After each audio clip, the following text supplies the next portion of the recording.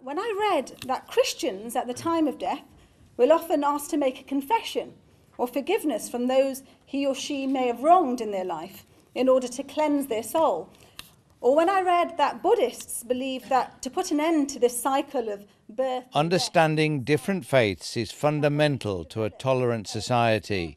That's the message of a new book about death. It's not likely to become a bestseller, but for coroners, police officers, medical professionals, lawyers and religious leaders, this will become essential reading. There's two things in life that are definite, as we say. One is taxes, and sometimes we can avoid them, but death is something we can never avoid. So death touches each and every one of us at a different time in our life. And at the time when we are most vulnerable, we find it difficult to find some sort of support that will help us. And we hope that the book can be used in relation to providing that support. It should be in every library, every school, every doctor's, certainly every coroner's, but it also is a book that ought to be on every shelf at home, in all of the homes, because this is about the communities, not just of Leicester, but the communities of Britain today. The book outlines good practice when dealing with death. Leicester is at the forefront. For instance, a police car parked outside a home after a death can cause stigma and embarrassment for Muslims. Now, ambulance staff deal with the paperwork and the police only attend if the death is suspicious. It's going to help people because it's going to make people think, it's going to make people reflect, and in the ambulance service it will help people to think about what they do and how they do it. So it's going to make a difference, I think. Sometimes like in the hospitals, they think death, for them it's a body, they want to remove it straight away from intensive care to somewhere else or anything.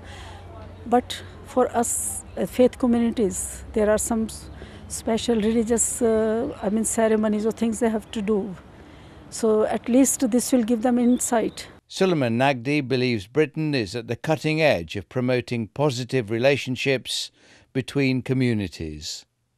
The book basically was first aimed for the public service workers, but we will be distributing to the places of worship right across the country. So the churches, the gurdwaras, the temples, the mosques, etc. will all have this. A lot of wrongs of the world are all down to prejudice, which comes from ignorance. And if people become aware that, a particular faith doesn't have horns, that they're human beings like the rest of us, they might do things differently, but we should respect the differences. I used to work in India, and people are very good at bereavement, at how the community shares in the grief, shares in the sorrow. And in the West, we tend to have privatized grief.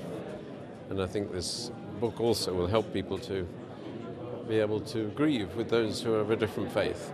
The book will be translated into many languages, and it's hoped that other countries will learn the lessons of how to deal with deaths in different communities. This is Bharat Patel in Leicester for Pukaar News.